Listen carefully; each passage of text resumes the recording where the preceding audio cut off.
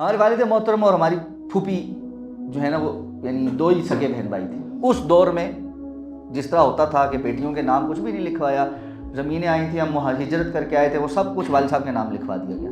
پیچھے پڑتال کی تو پتہ چلا کہ لڑکیوں کو تو نام ہی نہیں ہوتا تھا کاغذوں میں. ایون یہ کہ پرانے جو شجرے ہیں اس میں جہاں کسی بندے کا لکھا ہوا ہے اس کے فلاں فلاں فلاں بیٹے تھے, آگے لکھا ہوا ہے 3 بیٹیاں تھیں, ان کے نام نہیں لکھے ہوئے, کہاں ہیں وہ, کون ہیں.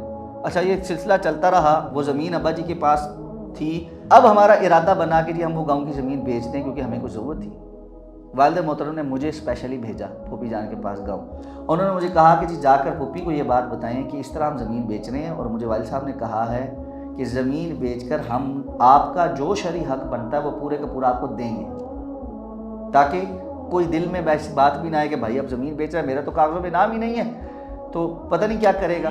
شیطان کوئی بات تو ڈال دیتا ہے نا. اللہ کے رسول نے فرمایا اتقوا مواقع التہم, جہاں تم پر انگلی اٹھنے کا اندیشہ ہو وہاں سے بچو.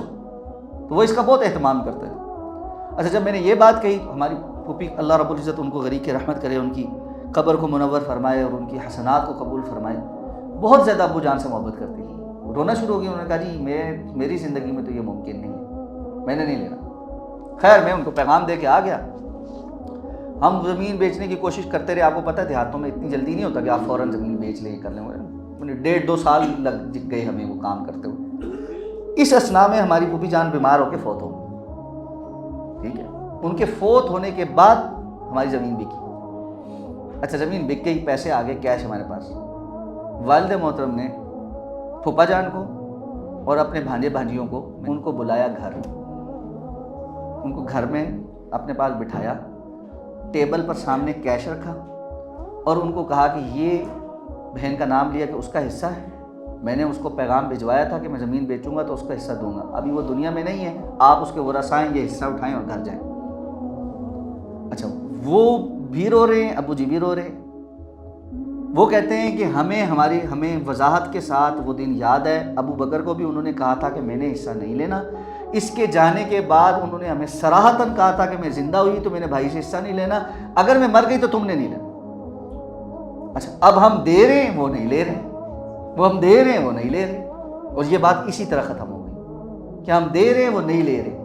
جب انہوں نے مطلقاً اس کو لینے سے انکار کر دیا, صراحتاً زبردستی دینے پر بھی انکار کر کے اٹھ کے چلے گئے, تو ابو جان نے ان کو کہا کہ پھر میں ان پیسوں کو بہن کا نام لیا کہ اس کے صدقہ جاریہ کے طور پہ خرچ کروں گا, کسی اور چیز پہ نہیں خرچ کروں گا. پھوپھی جان نے حج نہیں کیا تھا, ابو جی نے مجھے بھیجا کہ ان کا حج بدل کر کے آؤں ان پیسوں سے. اس کے بعد اسلام آباد کی 4 مساجد کا مجھے پتہ ہے کہ جن کے سنگ بنیاد میں ابو جی نے ان کے وہ پیسے صدقہ جاریہ کے طور پہ خرچ کیے. ایسے بھی ہوتے ہیں کام, اور کسی چیز کی کمی اللہ رب العزت نے ہمیں نہیں لگائی. نیت ٹھیک ہو تو سب کچھ ہو جاتا ہے, نیت ٹھیک نہ ہو تو یہاں بڑے عجیب عجیب مسائل ہیں. میں جانتا ہوں ایسی فیملی کو, اربوں کی جائیداد ہے, کروڑوں کی نہیں, لاکھوں کی نہیں, اربوں کی. ٹھیک ہے, والد فوت ہو گیا, بہت بڑی بڑی پراپرٹیز تھیں, سارا کچھ تھا. جو وہ والدہ تھیں انہوں نے ساری چیزیں سنبھالی, کیونکہ بچے چھوٹے تھے, وہ بیوہ ہو گئی, بڑی ہو گئی, بزرگ ہو گئی, سارا کچھ. اب یہ ہونا شروع ہو گیا کہ جی میں نے بھی اس دنیا سے جانا ہے. اب بیٹوں کی فکر لگ گئی, تو بیٹیوں کو بلایا پاس, 10-10 لاکھ روپے ان کو دیے اور کہا جی کہ یہ میری طرف سے تمہارے پر یہ ہے, تم یہاں پر لکھ دو کہ تم نے برضا و رغبت جو ہے نا بھائیوں کو باقی حصہ چھوڑ دیا. باقی بہنیں کیا کہتی, ماں کو کیا کہیں. انہوں نے کہا جی اچھا, ایک بیٹی نے کہا جی میں نے یہ کام کرتی. انہوں نے کہا جی اگر تم نے یہ نہ کیا نا, میں اپنا دودھ نہیں تمہیں بخشوں گی, میں تم سے ناراض ہو جاؤں گی. تم یہ چاہو گی کہ تمہاری ماں قبر میں اس معاملے میں پکڑی جائے. سیدھی سیدھی ایموشنل بلیک میلنگ ہے, سیدھی سیدھی. یہ اس طرح معاف کرانے سے یاد رکھے کوئی معاف نہیں ہوتا, بالکل یہ جھوٹ ہے.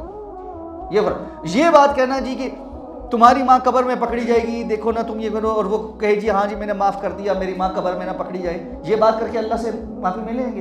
اور جو بھائی چپ کر کے اس میں دبا کے بیٹھے, کروڑ اربوں کی جائیداد دبا گئے, ان کا خیال ہے کہ وہ ان کے لیے جائز ہو گئی. رسول اللہ صلی اللہ علیہ وسلم فرماتے ہیں تم میں سے بعض لوگ چرب زبان ہوتے ہیں, وہ آ کر میرے سامنے اپنی باتیں بیان کرتے ہیں تو میں ان کے حق میں فیصلہ کر دیتا ہوں. وہ یہ مت سمجھیں کہ اگر میں نے ان کے حق میں فیصلہ کر دیا ہے تو وہ چیز ان کے لیے جائز ہو گئی, مت سمجھیں. اللہ کو دھوکہ نہیں دیا جا سکتا.